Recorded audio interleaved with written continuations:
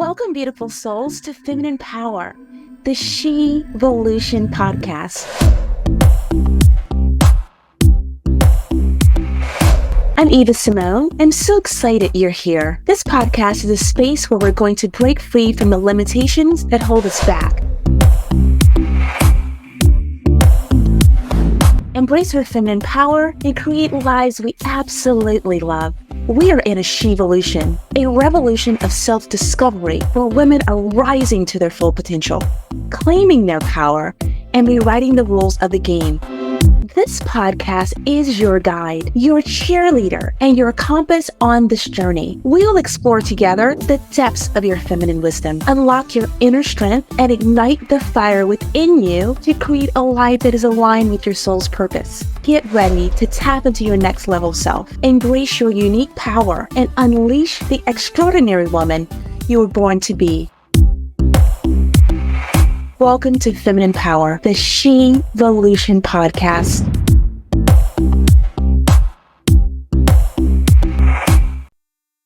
World, I want you to really come in the energy with us. Today, we're talking about something that we women don't want to talk about sometimes, and it is money. Some of us have these deep-rooted fears around money. We don't know whether to love it, worship it, be mad with it, hate it. We don't know what to do. But today, I have someone on who knows all about this very well. She's going to bring the energy, the juice. She's going to talk about how to get us more empowered so that we can make better decisions and we can attract and really create money that is specific for us. Hello, Jeannie Dougherty. Did I say that wrong or right? You got it. We nailed it. And I'm so happy that you took the time to come and connect with us. Girl, we need to know about money. We need to understand how to use it, to make it, to create it, to save it, to give it. I'm going to give it to you now and take it away. Well, you're right. How to move money in 4 different ways. How do we receive it? How do we actually, make it? How do we save it or invest? And then, like you said, how do we give it away? Like whether the legacy is to our children or tithing or just simply giving it away to charity. That's what I refer to as money mechanics. Do we know how to have our money mechanics? And a lot of times our money mechanics are completely created in our brains, as I like to refer to the money brain. So if you go to a doctor, unfortunately, they're going to look at you like you're crazy. If you say, can you tell me where my money brain is? Because your whole brain works with money. But from a rewiring emotional and behavioral patterns, I talk about the left and the right. So the left side is really where we talk about, fear and survival, and where we talk about logic and analysis, which is where we often learn money mechanics. And it's why we're stuck. Because we don't know how to get to the right side. We don't know how to be more empathetic. We don't know how to be very curious. We don't really know how to get creative without saying, I need to be creative. Sometimes creative is just a small word or phrase for, I just am undisciplined and unmindful. That's not true creativity. And then how do we actually plan a path that we're going to emotionally follow? Because you can put the numbers down for anybody, and people may do it for like a week or two, and then they don't want to talk to you again after that. So that's not really navigating your money. And then lastly, when you got to make a money decision, you had better be ready, because they're not always easy. They're not always fun, but you've got to be able to do it. And what people do often is they become an ostrich, very nice lady ostrich with some feathers. And then they, probably put their head in the sand, but the head's in the sand and it's not coming out. And that's not how we're going to survive the 21st century, because money's moving so quickly. And as women independently, we have to figure out different ways to handle our money. Because there's more and more research about younger women actually doing better with money. So they're actually able to understand the money mechanics, but they've done it out of fear because they don't want to have a husband or a male partner that's going to take advantage of them financially. So I've heard more women who are under the age of 30 that they have get out money. So if they have to hurry up and get out of an apartment or a relationship, they can go do that. I've had more women say that they want to have separate, 401ks and separate investment accounts and, separate savings accounts. And these are good things to have, by the way, especially if you're younger and you're really paying attention, but they don't honestly know how to merge money either. And that's something that's often expected that you'll learn if you're a couple. So we're gaining in some areas, being more independent as women, but then we're missing out about real financial communication and more, what happens if you are together, whether you're married or not, and you have a sick child? You're going to have to find a way to collaborate. You're going to have to figure out what you're going to do with your money. You're going to have to figure out how to work in this new situation. Or what if it's your health or their health? Or what if it's something else like LA? The home has completely burned down, their winter asset right out the window. And now you're going to have to rebuild. It won't be easy. It won't be fair. It won't be equal. Okay. This is good. We don't grow up. We're not born knowing how to handle money. What for you was like, oh, I got to figure this out, or this is going to go haywire. What happened for you? So for me, I think I was pretty good at the numbers, the basics, the savings, the spending, paying bills. I was actually really good at that. And then I got married, and I was married to somebody who didn't want to pay the bills. And I would try to have a conversation with them and say, like, let's sit down, let's figure this out. They were head in the sand, didn't want to deal with it. And that was very risky. I didn't know that their mother was also giving them money on the side. So I was making less, and I was actually paying my fair share, and they were spending wildly, and their mother was coming in to rescue them. When I asked for their paycheck to be deposited into my account is when things really got pretty serious. Because I said, I need to know how you're making this money and where these bills are coming from, instead of last minute screaming, where's the money? Why don't we have money for this? And I said, well, why didn't we pay this bill when we had the money on this date, instead of now we're going to have to pay it on this date? Okay, we're 3 days late, but I mean, maybe we can get better at the next month. Yeah, because we already owned a home. It wasn't like we were like ruining ourselves or anything like that. And I think that right there says a lot about how people handle certain kinds of money, which is, shh, it's a secret. Shh, I have to control it. Shh, I can't tell you that my mother's giving you money because I can't even admit that to myself. And there's many complex relationships around money, because money equals power. It equals control. It equals fear. It equals abuse. But it doesn't always equal love. But sometimes love is shoved into there as like the forefront, like you're welcome to the store of love. But on your way to go pick up your little designer dress, you will be abused, you will be threatened, you will be, controlled. Girl, let's just stop here for a second. Because, and let me get a little closer to the camera, because that happens all the time. Yes. And it's a silent desperation for something different. A silent desperation to want to understand how to do better. A silent desperation for, I'm stuck. Yes. I don't know what to do. I don't know how to pay certain things. I remember one time when I was going through a really difficult time, and I was making a decision to shift my life. And someone said to me, oh, I heard you're going through a divorce. I said, I am. And she said, I hate you. And I was like, whoa, that's pretty tough. That's far out. She said, I've been doing this shit since 1989. I don't have my own money. I can't get out. And whatever is said is what I have to do. And I felt in that moment, I felt for her. Yeah. But we can make choices, can't we? We can make choices to say, you know what?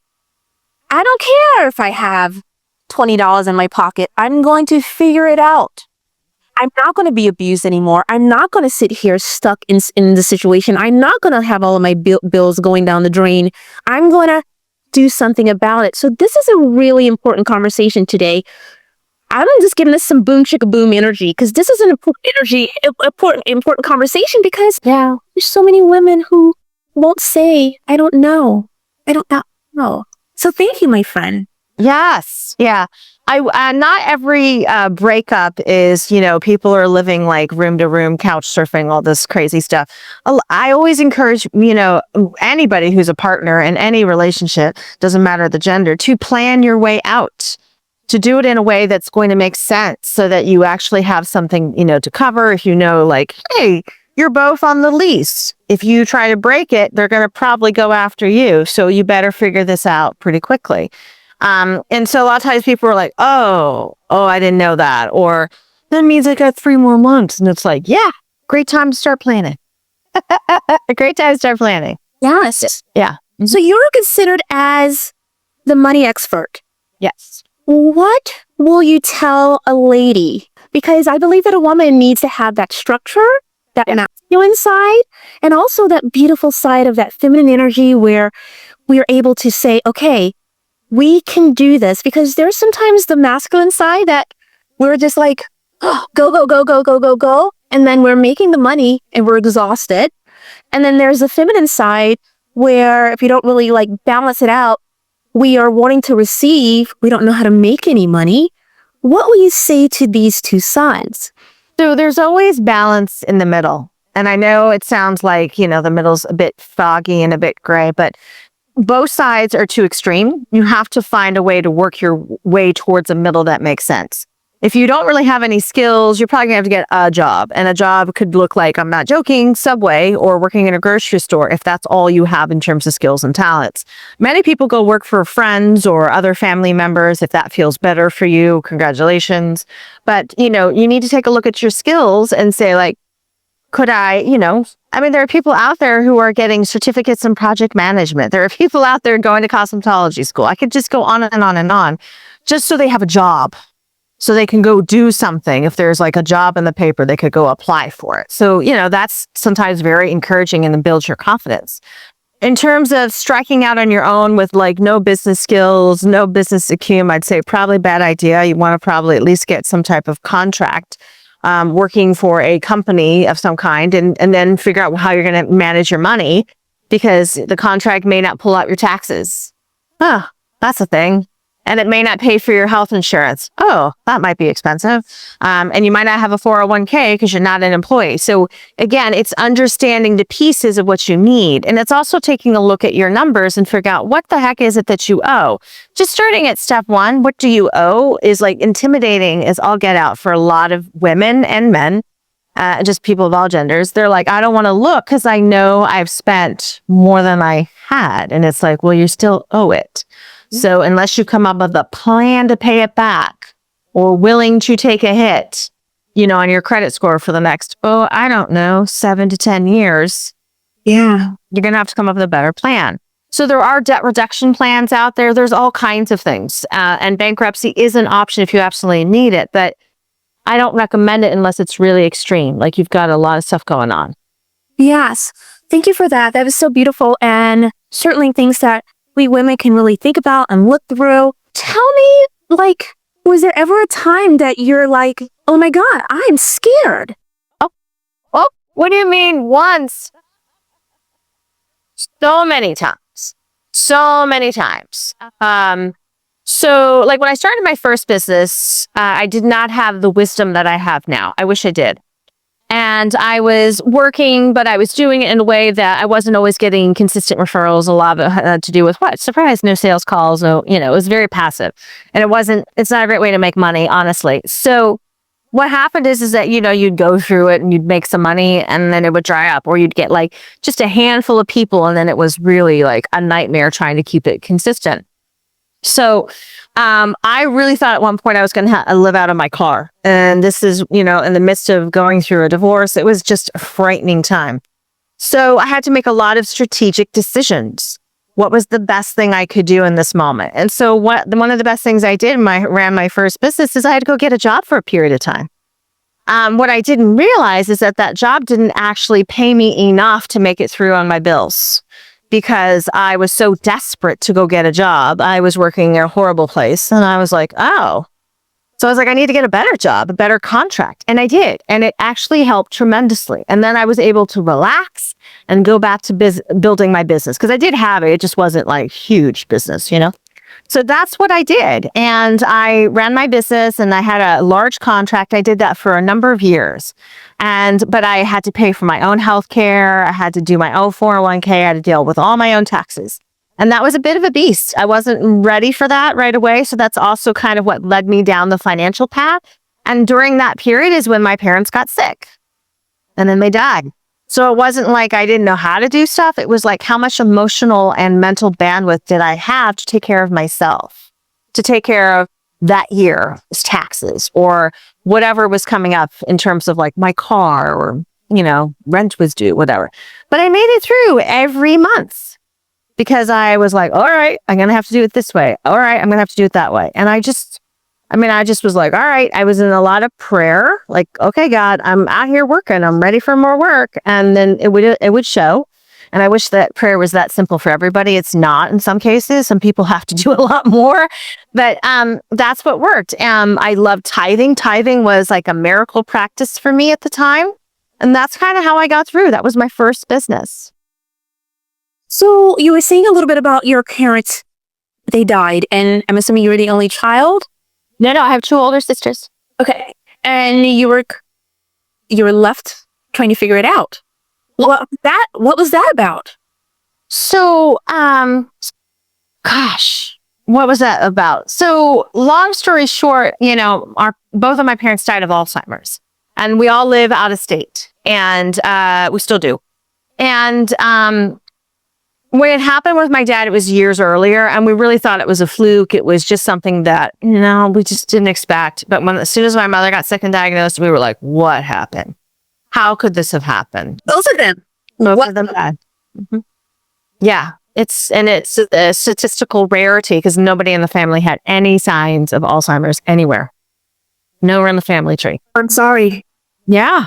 So it was sort of like, and there's no cure. And now we're all at risk for going through this again. So my sisters, I might have to go through this again with my sisters.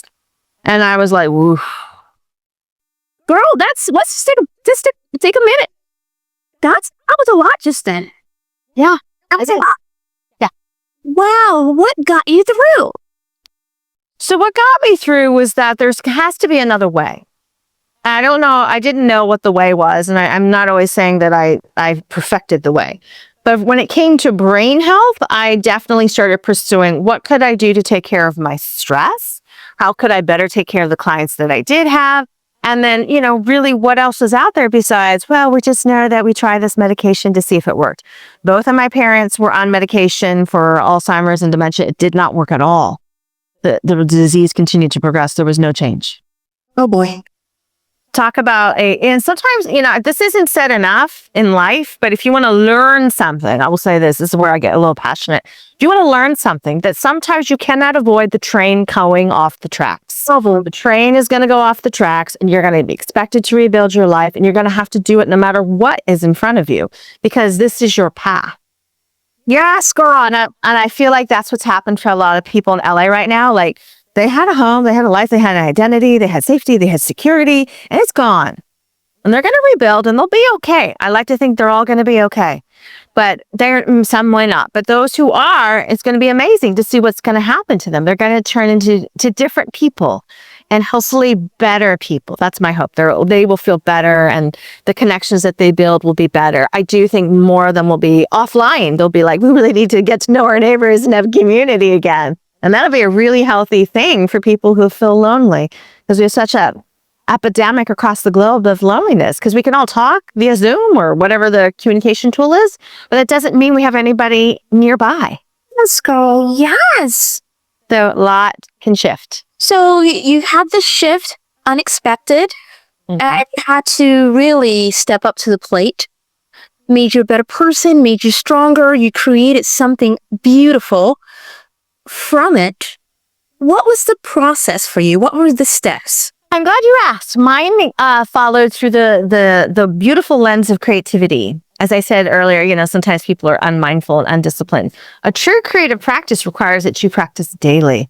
So I'm a dancer. And one of my ways through was, first I went to dance for a number of years to help grieve my loss and try to figure out what the heck I was going to do next with my life. That was like a couple of years. It wasn't like, and now I'm better after 3 dance classes. I wish it was that fast. It wasn't. It was very murky waters for me. And then one day I walked into class and there was a flyer on the wall. I know back in the days when we actually put paper with tape on a wall. So I know it's like archaic, technology. There it was for Dance and Money right there on the wall. I don't remember the title, but it was for 4 days. Remember the days we used to take time and go do workshops for multiple days at a time? Not just for maybe 28 hours in a weekend. Yeah, so I did a 4-day dance workshop. I did a series of them. It was on Dance and Money, and I met my first emotional and behavioral money coach. And I was like, oh, this is what it is. This is why things don't make sense. This is why in families, when money is getting moved around, different money types will do different things with the money and the information. And the information. So this is why there was a family member that was a financial predator, and the only person that could have said no wasn't well enough to say no. So they were, opportunistically in the best spot for them. It's a lot when you think about it. Yes, my friend. Yes, my friend. So you're taking it deep right now. Yep. Yeah. So that's what happened. And then, it was, forgiveness was definitely my path forward. Many times when we have debt, we have not forgiven ourselves or other people. And so that was a process. I will tell you that my forgiveness with this individual was like a week of severe headaches and backaches and like just feeling nauseous. But I got through that process. And that's just kind of how I understood it. And how did I do it? I did it the biblical way, because I was like, how in the world could God have done this, right? The biblical way, for those of you who are like, well, what is it? It's writing, manually writing. You can't type it out. I forgive this person completely. And it's 49 times in the morning. I think it's 49 times at night. So it's like 490 times you do it for a week. So, and I think I could be wrong in the numbers. 35. I'm sorry, it was 70. That's 70 total through the day. 35 in the morning, 35 at night. And it's for a week. So it's seven, that doesn't matter. It's enough. You got to do it 70 times, 7. So there you go. So it's 490 times. That's where I got the 49 originally. So when you do that, it is a painful process. If anybody tells you you're going to feel light and happy, it's full of it. It's like literally, I kept thinking about like this, and I'm not a big Winston Churchill fan, but I always appreciated what he said, which is when you are in hell, you keep going. You don't stop. Let's stop right there for a second though. Let's go there. It's so true. You got to keep going. You got to see that there is a light somewhere, because if you don't, you get sucked in. And then it starts, I call it shit show university. And then you get there. Yeah. And for a lot of people, they haven't left hell. That's why they're still there. That's why I mentioned the debt piece. But it's also about like, how do you grow your money? So sometimes people are fantastic at saving money, but they're scared to death that if they put it in some type of investment outside of a 401k that might be in conservative, which is great, by the way. It's great that you know your risk tolerance and you picked it, that they're never going to make enough money. And it's like, this is why they use this phrase, diversification of your portfolio. You could take some of that money and do something high risk with it if you want to. You don't have to. Like, that's part of like where financial education becomes a bullying pulpit that I've seen, that I'm like, they can do whatever the hell they want with their money. You don't know if they're going to make it to retirement. The hope is that they will. Let them go do what they want. And remind them that this is what it takes. And if they don't have enough money, they might need to keep working. If they don't like what they're doing, find another career. And if you don't like that career, go get another career. People can do whatever the heck they want. It's when you have the power to choose with your money, it's true financial freedom. It's not just having a lot of money. And that gets lost in translation all the time. Yes. Yeah, I totally agree with that. For me, money, the symbol of money is freedom. The symbol of money for me is generating through creativity. Because you can be wealthy in money, but poor. Yes. So I also want our audience to understand that part too. What would you say about that? So there is a particular money psychology that believes that they don't have enough. And so when they don't believe they have enough, they either keep working or they hoard or they do both. And so that is a form of financial psychological entrapment, meaning they're entrapping themselves. So they have to keep working until they're dead. Even though they have plenty of money, they could actually stay at home. And they got to keep all the money because they can't trust anybody. Well, that often causes health problems, if not for sure, relationship problems. So you have choices on how you want to spend that money. And as I said in the very beginning about financial mechanics, giving away, charity, or tithing is an actual mechanic that we need to actually do. Not, well, once a year I gave to the church or to the synagogue. Oh, expender there. Thanks. Glad you did that. Can you do it every week? And then they're like, I mean, it's like when you absolutely tithe in a place of deep faith, you tithe on the gross. So if you sell your home for $600,000, that $60,000 profit that you said you need, you had better learn to tithe it. And people want to punch you out right there. But I have seen women who have tithed with their faith, and what comes back to them is more money than you can ever imagine. And why? Because they are trusting that this is where the money is to go. My favorite biblical passage is Malachi 3:10, and I always screw it up because I paraphrase it. But basically, open up the windows to the storehouse and I will keep it like overflowing. The minute you're like, I think only God can give me like 10%, I can't handle it, is when it's all you blocking the flow of the money. And that's a problem. And I'm not even suggesting that people have to give to houses of worship or faith. You can give to charities, although charity is a little different. But like if you give a lot of money to the LA fires, I would understand that. I don't want to, put that on them. Like, don't give there. That's not true. But you give where you receive the good. So like right now, since I'm having a conversation with Eva, and like I felt so moved by the good that she's providing for me, I might be like, hey, I made money today, and I want to give you my tithe. I'll say 10%. I'm going to give you a 10% cut. You don't have to really phrase it that way. But tithing is done at 10% to start. The people who are incredibly wealthy, incredibly faithful, everyone take a deep breath here. They tithe at 40%. I am not joking. So there's always room to increase your faith and get stronger. There's always room to find more good. There's always room to say, God, I don't know what to do with the money, but I'm going to leave it here. I'm going to put it in my little tithe spot. It's here. As soon as I know, I'm going to run and go grab it and go give it away. Or I'm going to, hurry up and, out of the account, however you want to do it. That is somebody who has financial freedom, but they are also balanced. They're enjoying their money, and they can honestly stand there and say, I'm a walking miracle. Yeah, sure. Where can women or men find your courses and all the beautiful things that you're doing? So that, because women, people are going to be saying, I want to know what she said. Yeah. Everything. So globalmoneycoach.com is where I do most of the money stuff, and I do money coaching in groups or individual. And then I have a money making course. Hello. And then JeannieDougherty.com is, it's just my name. I own it. So might as well keep that .com going, right? But that tells more about how I give back. One of my big ties is the caregiver conference that I do every year, because I know what it's like to be a caregiver and not have any resources. And you're kind of on your own and trying to navigate area agency on aging, which is like a mouthful. And they do a lot of good work, but they're overwhelmed too. And so if you want to do it differently, you're going to have to look outside the box, because the box can only give you what's inside of it. Yes. Which is a matrix.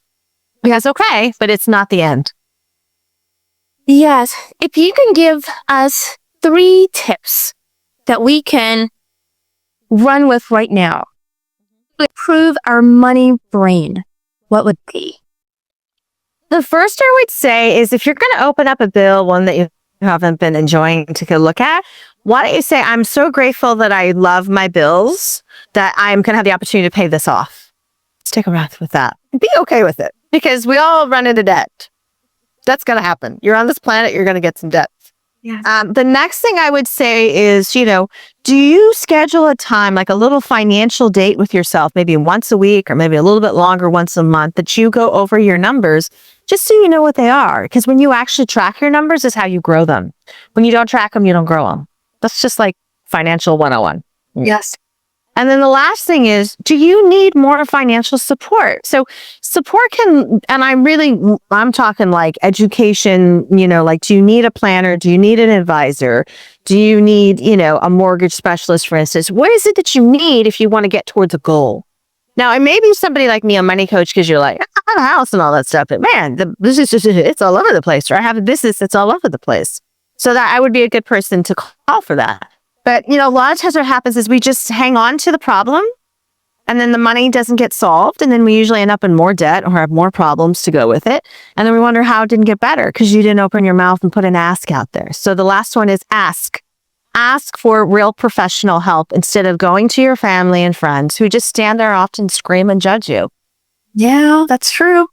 That's Why didn't you know how to do this with your money? And people didn't know because they didn't know. Can we move on to, they didn't know. They didn't know. Yes. Yes. They didn't know. Now we have solutions. We ask. Yes. Yes. And I'm all about that too, like don't get constantly just stuck in the rut. Like make some movement. And that's how you get out of the rut. You're making movement, even if it's just one step forward. Right. What would you tell your younger self now? Oh, there's so much financial advice I would have given to my younger self. But basically, the thing that I would have told myself is that you are worthy of great plans. So you're going to have to do something different besides just working yourself to death. Because I don't know about you, but there's a lot of us who are overachievers out there that we can work. We can get work done. But it comes at a price. It comes at a price. Yes, it comes at a price. World, you've heard something beautiful today. Take all of it, take nuggets of it, but don't just sit on the sideline of life. Now, do something with your situation. Don't get stuck and think that it's not going to happen, that you're not going to be able to create something beautiful. This beautiful woman has had many falls that she took and made herself so beautiful. She's created something so wonderful. And we have her on planet Earth right now with us. Go find her. Go find her. Look at all of her resources and get the help that you need. I'm certainly enjoying all of this and learning something for my own self too. What is one more thing before we end this call that you would love to say about your own expansion? Oh, well, the work is never done, so you don't have to stop, but you don't have to kill yourself. So just keep going. Find that pace, not like Winston Churchill, but find a pace that makes you happy. World, you have been touched by two beautiful women, and we are on this planet to do our job. She brought the money and the juiciness and the wow factor and the whoa factor. I'm so grateful for you, my friend. Thank you so much for coming on. I appreciate you. Again, we're going to look out for the things that she's doing so that we can support you in the way that you're supporting us. Thank you so much. Eva, you are an absolute delight, and thank you so much for having me. Thank you so much, and I look forward to when this gets out and the word out to all of these wonderful people. Yes, girl. Hi, ladies. I have something beautiful for you. It's called the Life Score. I want you to go to my website and check it out. It's a test where we're understanding where our hidden strengths are, where we need some improvement. Here's one thing I know for sure. Every woman deserves to have the life of her dreams, but sometimes there's a few blocks that you need to be aware of so that you can raise yourself to the next level. I want you upscaling in any and every opportunity, because when you improve yourself in a way that is powerful for you, the world becomes your oyster. If you also have enjoyed our videos, enjoyed our podcast, enjoyed us on any platform, please go and subscribe. Please go to Spotify and give us a 5-star review. We really enjoy and appreciate those 5-star moments. Don't forget to go to that website and take the test. Be well, and thank you so much.